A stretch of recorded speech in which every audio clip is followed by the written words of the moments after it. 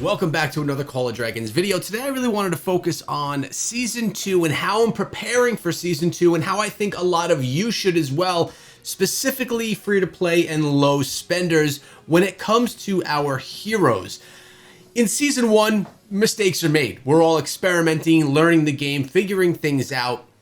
And you kind of find out what heroes you like, what kind of heroes you don't like, which ones you spent on that you probably shouldn't have. And when I say spent, I'm talking about both your stars as well as your hero upgrade tactic manuals. As you can see, I don't have many left. And if you take a look at all my heroes over here, there's probably a bunch of them that I should not have spent on really at all. So you guys all know right now, my current army, my primary army is Lilia and Velen, and I'm probably very soon going to be maxing out Lilia by buying membership to get her there. It's probably the best investment on a hero specifically inside of the game. She is and will be one of the best primaries for a while now. And Velen is a great backup for me because if I take a look at what I buy every single day, I get the daily deals, which gives me these treasures and I get free Velens, essentially. Up to 9 per day, I think, is the most I've ever gotten. On top of that, I get some free Velens right here every single day as well. So I'm going to have a max level Velen soon also. Once I do, I'll switch it out for another one of these heroes that I want to start working on, probably a Neeko. And I will also switch out the rewards that I get over here as well on my dailies for, look at this, coming soon. Probably a Neeko or a Kanara, one of the two, both focus on archers. So that doesn't tell you yet what I'm planning on doing for Season 2 though. If you take a look at my troops, and now some of them are in the hospital, right? 5 hours worth are in the hospital because I've been doing some merit farming. But I have, if you take a look, my largest number of troops is 144,000 Vestals. About 50,000 of those right now, if not more, are in the hospital. So severely wounded, 57,000. Those are almost all Vestals. So I have just over 200,000 Vestals, which is approximately 2 full armies worth of Vestals. My second most behind that, tier 4, of course, are going to be Ballistas at 70,000. So I could probably get myself to have a full mage army and a full Vestal army, have 2 full armies of troops. The issue lies in those heroes that we spoke of earlier. Would I have enough power as a low spender or free-to-play player to get 2 maxed heroes for each of those marches? That's really the question that comes into play here. Now, to be transparent, I've probably spent approximately $700 inside of the game. Probably made some mistakes on my spending as well and had to be the most efficient with my spending, but that's just the truth of what I spent so far. So this is the plan that I think a lot of us really need to focus on, and I got some help from the Alliance on this. I want to thank everyone in the Blood family for the guidance here. We want to focus on one march if you're a low spender. One march that is going to kick some cheeks and really spank things around in the war. We're not going to be following around as a low spender. We're not going to be going against max level T5s when we're at T4 or T4.5 with 3 different armies. We're just not going to have the power to do that. Not in Season 2, at least. As seasons progress, we are able to upgrade these troops more and more, and these heroes more and more, have more troop power, and then we could do it. But for Season 2, I'm going to focus everything into Lilia and Velen. I'm going to be making sure that they are as high level as they could possibly be. I'm going to get them to level 60 as quickly as I can, as soon as I get enough tactical manuals to do that.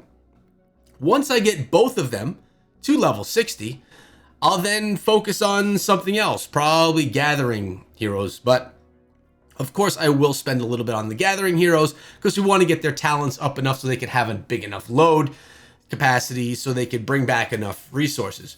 With that in mind, if you get to City Hall level 25, which I'm not there yet, we just put a video out yesterday talking about where we are. I'm at 23. The need for resources once everything is maxed definitely does decrease a bit, right? I'm not going to need as many just of these resources as I do now because my progression is going strong. So I think we need to realize what we are. Do you have, let's assume we're talking about T4 troops right now. Do you have more T4 mages, which I think is going to be a lot of us? Do you have more T4 ballistas or archers?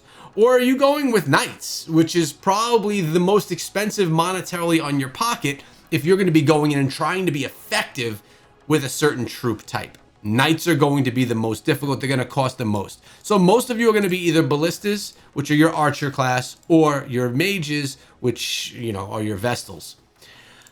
Focus on one. Make one of your armies so strong that you could just keep sending them out with full armies for the fight. Something else that I learned was a lot of times I'll send some of my troops out to go do a battle. We'll send them out. They'll do their battle. They'll be left with 3/4 of their health. And I'll stay there and I'll continue to battle and fight against people that are stronger than me. This is a problem because I'm fighting stronger players with my weaker troops at 3/4 capacity. Doesn't make sense. What we need to start doing now as a lower spend or free to play player is when you battle, when you take damage, go back home, recuperate your troops, go back into the battle. This is going to help us get more merits, more kills, although they're not called kills inside of the game, you know what I mean, and be more effective and helpful to our alliances in these battles. If we're fighting and just taking damage and just being sent back because we're fighting with a suboptimal army, it's actually helping the enemy.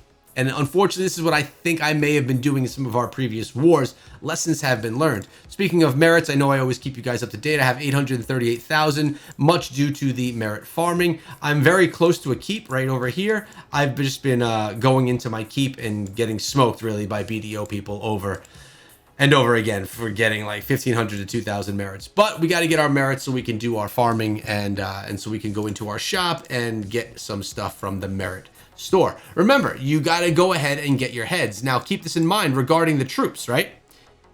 If we have Vestals and we're focused on our large army, let's say 250,000 tier 4 Vestals. That's 2 full army worth and then another half. You're going to have your free healing because most likely you're going with free healing. It's kind of the way to go. And then you could use these heads right here. You could use the unit medical supplies from your merit farming and you could heal up troops instantly and keep getting back into battle. But you don't want to lose other troops. Like, you don't want to try and go out and go gathering, get a bunch of knights that are killed, and then the heads, the healing, it's healing things that you don't need for the battle. When you're in the war, focus on the one troop that you're focused on. The heroes that are focused on that troop, right? Remember, heroes are, it's important to stick the heroes with the type of troop that they support. So my Lily of Velen, they are for mages. I'm going to be focusing on that. Let me know down below, what is your primary troop in the game? And do you even have one? Did you even know this? Or are you just kind of training everything, going in with everything, and you don't care? Because you know when you set up an army, you can only put one type of troop with that hero.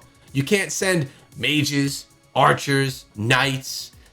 You can't send everything out together. They all go individually with the heroes, which I absolutely love about the game. It really makes you focus on certain heroes in different ways so that you make sure that they are just running effectively. So my focus is on these two all season.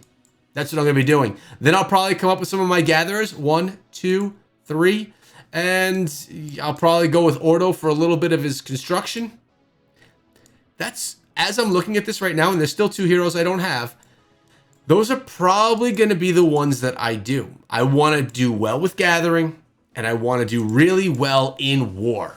I want to be as close to the top as I could be as a player who is not a massive spender inside of the game. Yes, I spend. $700 is not a small amount of money, but it's a small amount of money to compared to the players that I'm facing, the ones that have spent thousands inside of the game. Hope this was helpful. Hope it helped you think about how you want to build your Season 2 inside of Call of Dragons and make a smart decision. Again, let me know what your decisions are below, and let me know if you agree with mine. Maybe you disagree. I'm here to listen. Make sure you subscribe so you don't miss out on tomorrow's video.